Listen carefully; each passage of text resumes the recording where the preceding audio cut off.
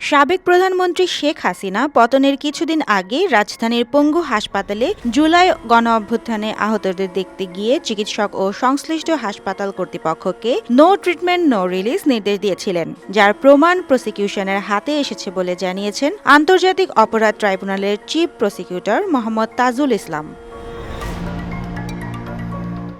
রবিবার ২৩ ফেব্রুয়ারি আদালতে পূর্ব নির্ধারিত বিষয়ে শুনানি শেষে ট্রাইব্যুনালের প্রসিকিউশন অফিসের সম্মেলন কক্ষে এক প্রেস ব্রিফিংয়ে গণমাধ্যম কর্মীদের এ কথা জানান তিনি। চিফ প্রসিকিউটর বলেন, আমরা রাজধানীর জাতীয় অর্থোপেডিক হাসপাতাল ও পুনর্বাসন প্রতিষ্ঠানে যখন পরিদর্শনে গিয়েছিলাম, তখন সেখানে চিকিৎসারত আহত রোগী ও তাদের স্বজনরা আমাদের জানিয়েছিলেন শেখ হাসিনা পালিয়ে যাওয়ার আগে একবার হাসপাতাল পরিদর্শন করতে গিয়েছিলেন। সেখানে গিয়ে বলেছিলেন নো ট্রিটমেন্ট নো রিলিজ, অর্থাৎ কর্তব্যরত চিকিৎসক ও হাসপাতাল কর্তৃপক্ষকে আহতদের কোনো চিকিৎসা না দিতে এবং কাউকে এখান থেকে বাইরে যেতে না দিতে নির্দেশনা দেওয়া হয়েছিল। তিনি আরও বলেন, রোগীদের পাশাপাশি এই নির্দেশাবলীর কথা সেখানকার ডাক্তাররাও আমাদেরকে জানিয়েছেন। এর তথ্য প্রমাণাদি আমাদের হাতে আছে, আমরা সেটাই আজ আদালতকে জানিয়েছি। এ সময় সাংবাদিকদের এক প্রশ্নের জবাবে তিনি বলেন, জুলাই আগস্ট গণঅভ্যুত্থান চলাকালে আমাদের যে সকল সন্তানরা শহীদ হয়েছেন তাদের মৃতদেহ প্রশাসনের নির্দেশে সুরতহাল করতে দেওয়া হয়নি, কাউকে ডেথ সার্টিফিকেটও দেওয়া হয়নি।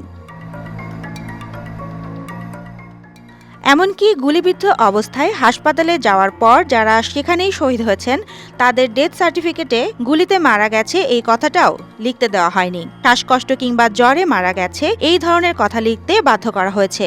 আন্দোলনের শহীদদের লাশ দাফন করতে যাচ্ছে জানতে পারলে রাস্তায় পুলিশ তাদের পরিবারের ওপর হামলা আক্রমণ করেছে। আদালত আমাদের কাছে জানতে চেয়েছেন শহীদদের সুরতহাল প্রতিবেদন বা পোস্টমর্টেম রিপোর্ট খুবই গুরুত্বপূর্ণ সাক্ষ্য এবং কেন সেগুলো নেই উল্লেখ করে তিনি বলেন, আমরা আদালতকে জানিয়েছি সেই মুহূর্তে মানবতা বিরোধী অপরাধের মাত্রা এতটাই ভয়াবহ ছিল যে দ্রুত শহীদদের লাশ দাফন করতে বাধ্য করা হয়েছে, এ কারণে তাদের কোনো পোস্টমর্টেম রিপোর্ট দেওয়া হয়নি।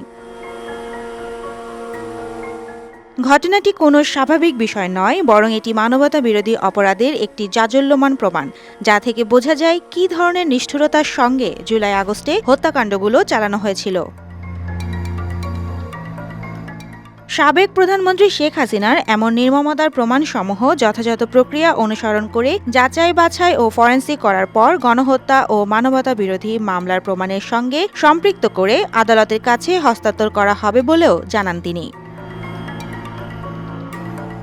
Desk report, Deshkal news.